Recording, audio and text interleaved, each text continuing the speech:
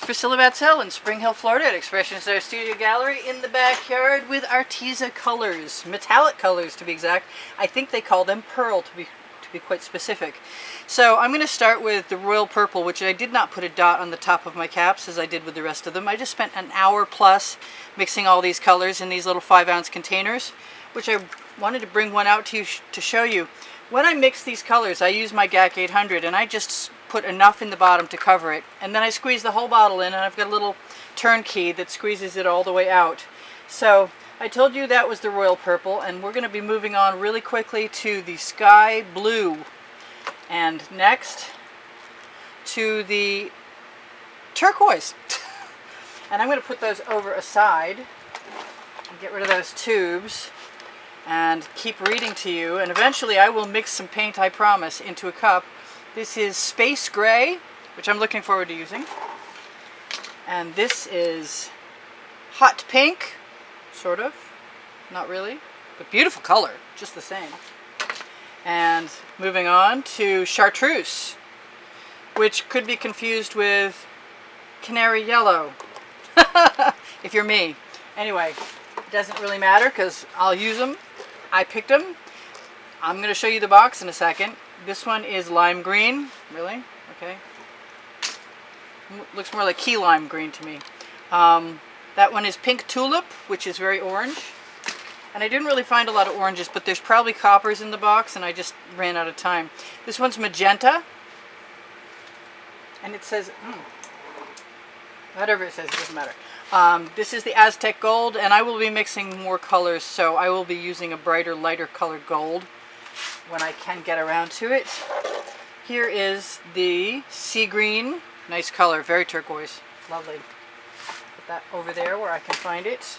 And then we're coming up to electric blue, which really held on to the color saturation very nicely. And I gotta say that when I put the paint in the bottom of the cups on top of my GAC 800 by Golden to keep it from cracking, just enough to cover the bottom, when I started to mix my half and half combination of Floetrol and Decor pouring medium into the paint, it filled almost the rest of the whole container. So it's a medium body, but it's almost a heavy body paint, and you can really cut it with a lot of pouring medium.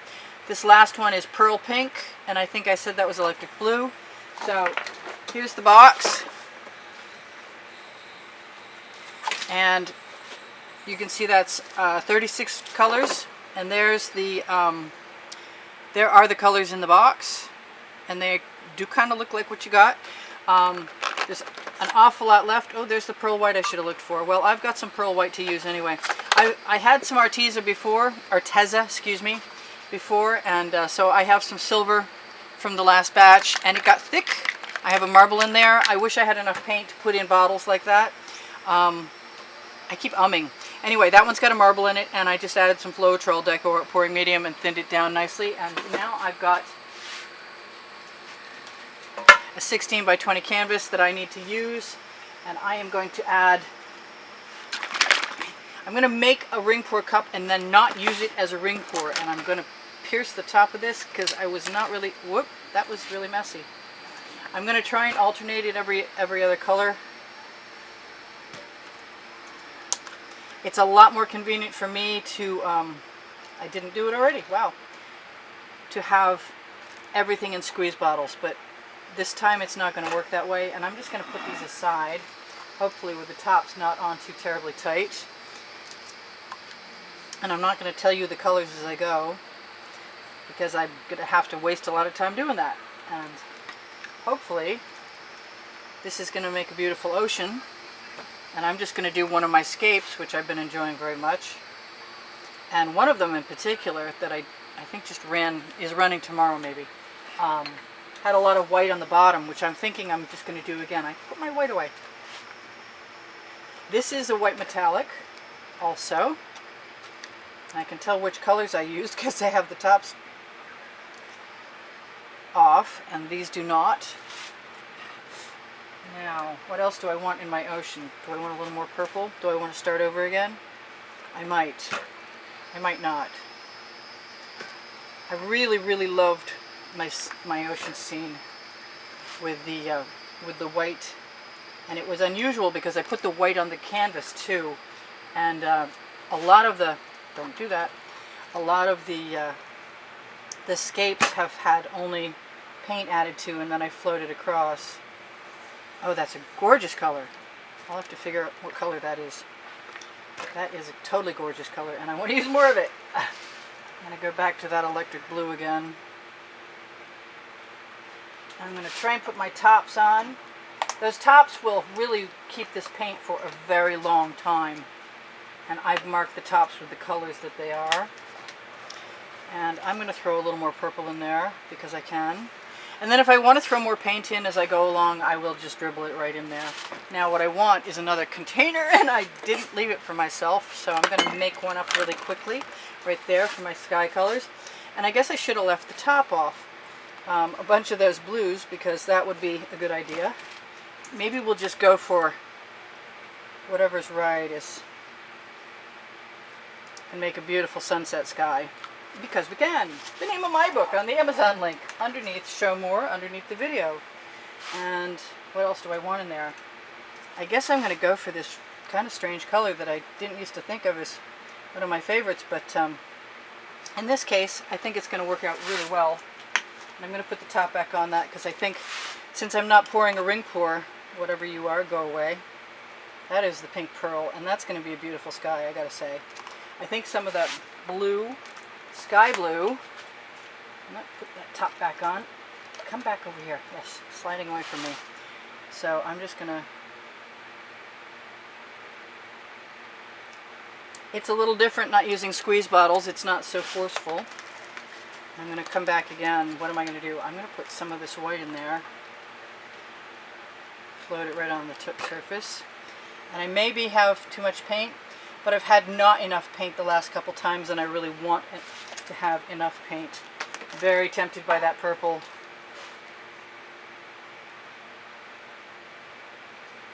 Okay, so it will be what it will be. I didn't use any of that silver. How about some silver? I could put that in the other one too. Oh, it's still really thick. And maybe it's just what's in the tip. So let's take the top off and use some of that in there. It's still really thick. So I need to shake that up again with some more Floetrol, or even divide it in half. So here we go. I've got some of my regular mixed white paint, and I don't mind what's on the canvas right now. I'm going to put a bunch of that in the center to facilitate time. And move it with my OXO omelet turning spatula, also available on the Amazon link underneath the video. And hope that even though it's 100 degrees out here, that we can fully utilize the wetness of this white paint that I can just tell because it's so bright out here right now. Hopefully that means you guys can see well also. I would like to not spill anything over there.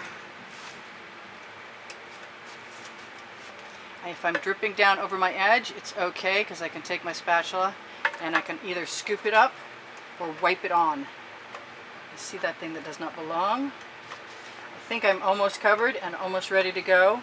This is going to be really different for me because I'm going to be dumping paint instead of scooping it on the bottom half out of my ring pour container right in the middle and tipping it across. I have to kind of make up my mind if I want to put an edge catcher and tip down. I've been thinking about this tipping down stuff as opposed to across, tipping down. And I've done it a few times. You may have seen some videos I did by now of that method. I'm throwing that in the, well no I'm not, yes I am. I'm throwing it in the bucket and I'm going to wipe it off after that. So I have it handy because they may want to swipe.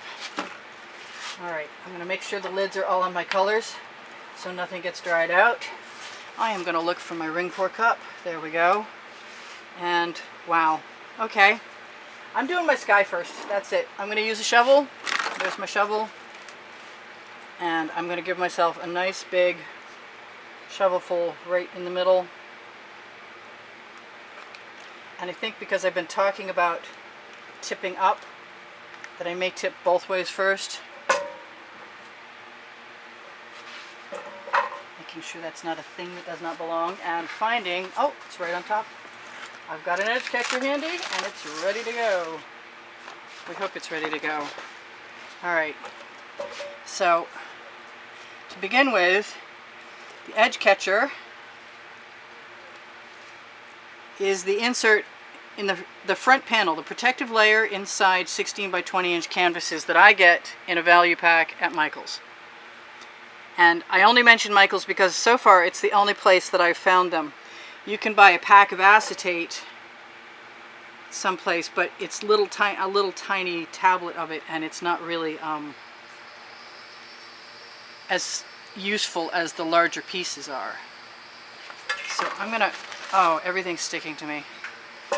I'm thinking that I want to go back in here and give myself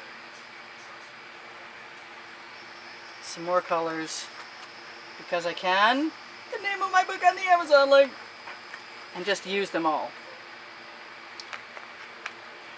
Because I don't know what else I would do with them if I didn't use them all. I'm going to turn my shovel upside down, and if I want to, I can take my spatula and I can bring it over to the edge catcher and use it.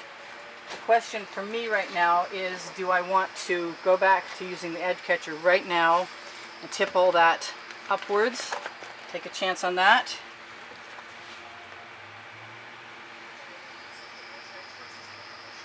Before letting it pool all down again.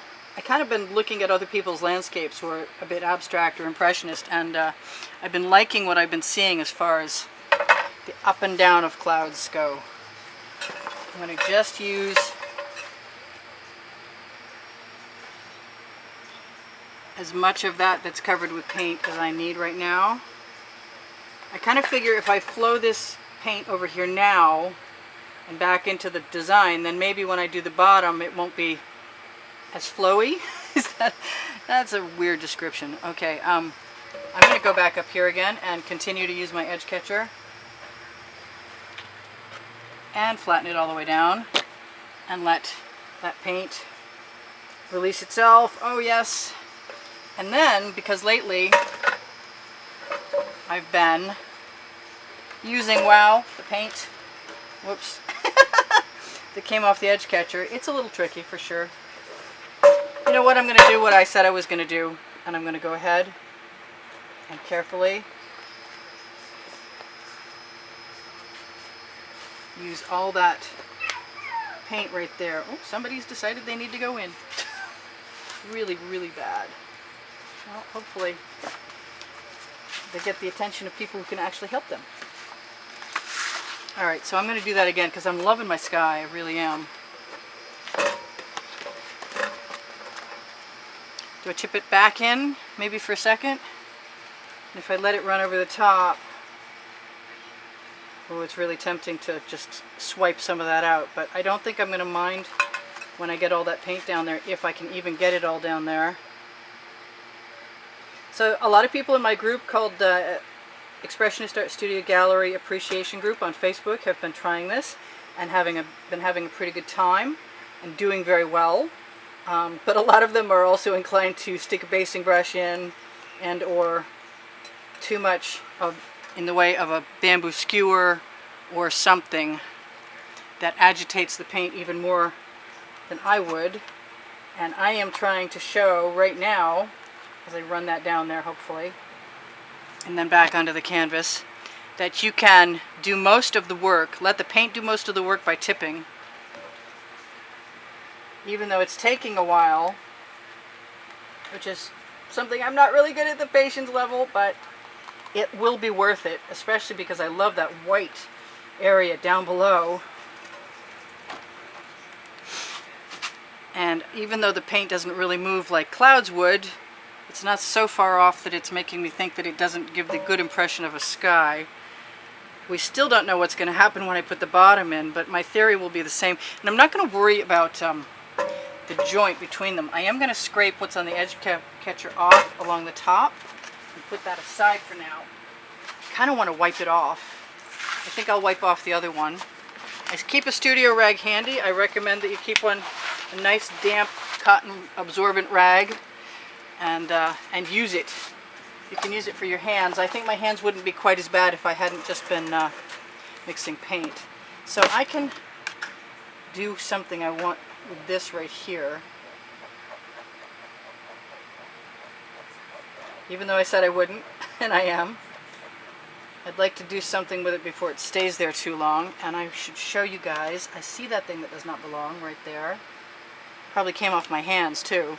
Alright, so here goes nothing as far as the sky will be what it'll be. And I'm going to scrape this out using my Princeton Art Tool Catalyst spatulas. That's my number 5, the round tip. I'm really tempted to put some, I wish I had made up some Prussian blue, but I don't know that they actually have Prussian blue. And I kind of doubt it because I didn't see it, as I recall now. So let's just throw that in the bucket. Both that and the spatula. Yes, and the spatula. I got the name right. Wow, I didn't call it something it wasn't. So I'm actually doing fairly well at keeping time. We got 1 minute left. Wow. Well, I'll have a couple minutes after that, so I think what's going to happen is I'm going to tell you what I always tell you, which is my Amazon link is right under the video, and I might have mentioned that already because that's the place that you can find my book. I'm going to try and fill one side of this right now. I see that thing that does not belong. Where did you come from? Probably right off my hands. And you know, if I don't like the patterns in the water, even though I kind of want to leave them anyway, I can always use a basting brush. But the timer is going to go off in about 40 seconds. I feel like taking a chance and, come on, tile, stop turning. Putting my edge catcher down on the tile and then tipping the artwork right down onto it. Even though it's not all the way across, I'm still going to flip the colors back in, and if the sky happens to drop the ocean, fine. I might have to put a wave in there. Who knows how this is going to turn out. I'm going to scrape up the rest on that edge catcher. Turn it toward you guys. Yeah, it looks like we got a wave going on. I wish I had made up a little bit more blue. That'll teach me, I guess. I am going to do what I was doing. Bring that whole panel back over here and tell you guys there's Pinterest and Instagram underneath. Yes, I see it underneath the link. You know what? I'm just going to improvise like I always do. I need to see what's going on here. I got some beautiful colors. I'm not unhappy with them at all. Arteza, you rock. I think that is mostly a wave or beach.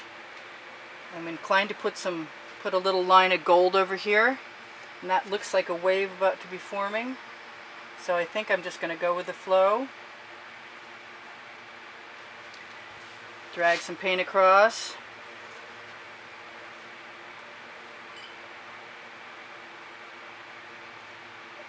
Because I can. Well, so what else have I also not told you guys? It is a wave. At the moment, it doesn't look too bad, actually. I still want to tip, but it's too late for that now. So I think what that means is I'm going to use my basting brush and take all the paint that's on it and put it on the edge and the bottom and let it cover and become cohesive. And then let's just put a little bit of this in here. That's the white pearl again, the white metallic.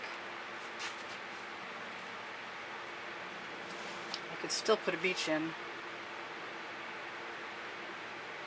I'm going to have to torch to release the bubbles in the paint, if there are any. I mixed with a tongue depressor this time. I wasn't expecting a wave, but I'll take what I've got and like it.